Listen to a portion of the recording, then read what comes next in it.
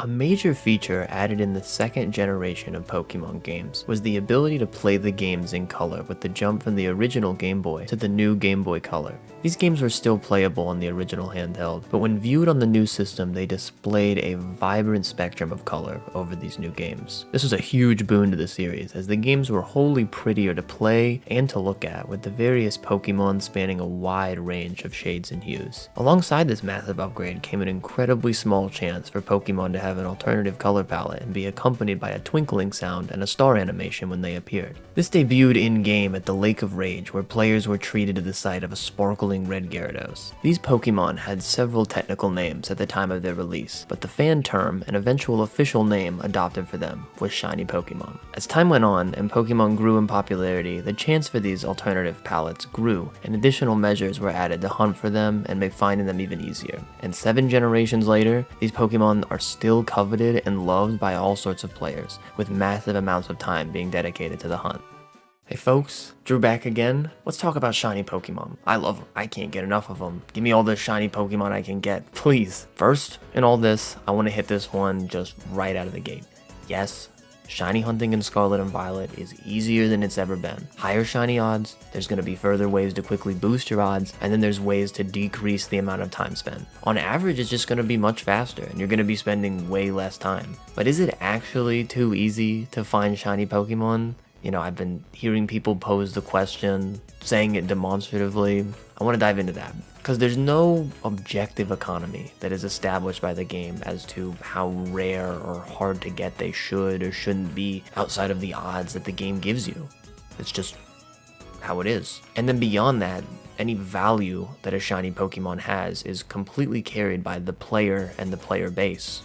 Cool Pokemon, less popular Pokemon, on the other hand. Different things are going to be valuable to different people. There's the value of the alternative color scheme, and then there's the value of the journey. How long is the hunt going to take? And then there's even the value of the process itself, how the hunt actually works. And I think the first two of those are relatively simple questions to just ask yourself. You know, how badly do you want the alt color, and how long are you willing to spend on it, or how long should it take? That's easy enough to decide for yourself. We don't have to dive into that. It's that last aspect of the hunt that I mentioned and that I want to focus on, the process. Scarlet and Violet are open world games that feature overworld Pokemon, so this already shreds the amount of time that is needed to seek out the shinies. There's no more entering and exiting cutscenes in tall grass with the random encounters like in the previous titles. But let's listen for a core and obvious difference between the two experiences that puts a world of difference between old and new.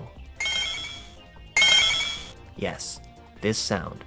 This sound is part of the major make or break for this activity as a whole. Without this tone, shiny hunting is a significantly different animal. A major part of shiny hunting, up until the Gen 9 installment, is the ability to make it a passive, unfocused project. Something easy to do while focusing on something else. A series of memorized inputs that would ultimately culminate in the sound being played on a successful job. Scarlet and Violet do not play a tone when a shiny Pokemon appears. You have to rely solely on your eyes as you move around the game, and you need to stay focused if you don't want to miss any. To make matters even worse, Scarlet and Violet has these overworld Pokemon spawn in and out as you move through the world, further cementing the hunt as an active, focused process that demands your complete and entire attention to be successful.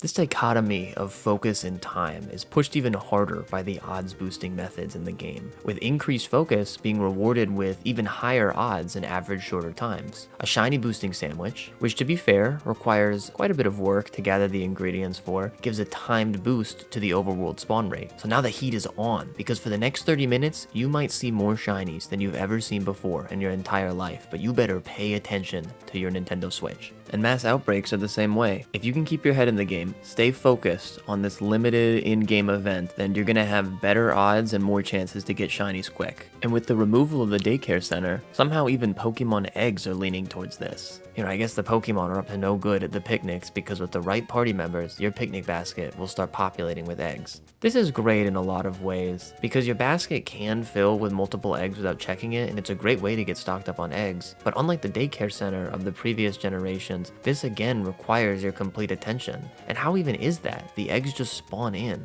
But the picnics take place in what seems to be some sort of pocket dimension outside of the overworld, because you cannot work on hatching eggs while you're working on producing eggs, which is contrary to the method in the previous games where as soon as you pick up an egg, you can begin to work on it while waiting for the next one.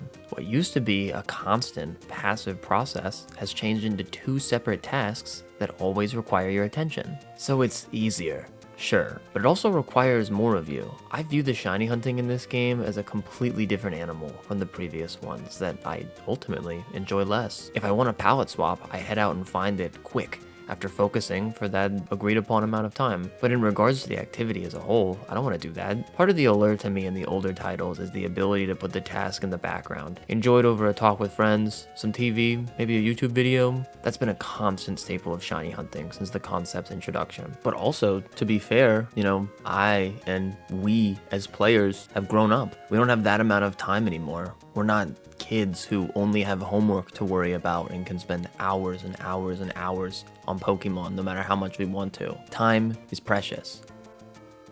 And there's the weird conclusion to all of this. It's easier in all these mathematical ways, but you pay more for it. I would say in some ways that makes it harder. I have to do actual work in all these ways. Do the raids, make the sandwich, farm the eggs, focus on the game. Really focus and pay attention. So I'm paying in these other ways outside of the usual time sink. And it's different. It's different for everyone, and it's all very subjective. So that's what I have to appreciate here, the methods. What's worth the cost? Time or energy? At the end of the day, that answer's up to you. If it's too easy, make it harder. The challenge lies in our own perceived values, so take that and run with it. It's what Pokemon's always been about. It has changed though. It has changed in some major ways. And as the Pokemon games grow older and continue to develop, it will probably continue to change. That much is certain. That's all I got for you folks. Hope you enjoyed it. I got lots of stuff in store, and I'll see you next time. See you later.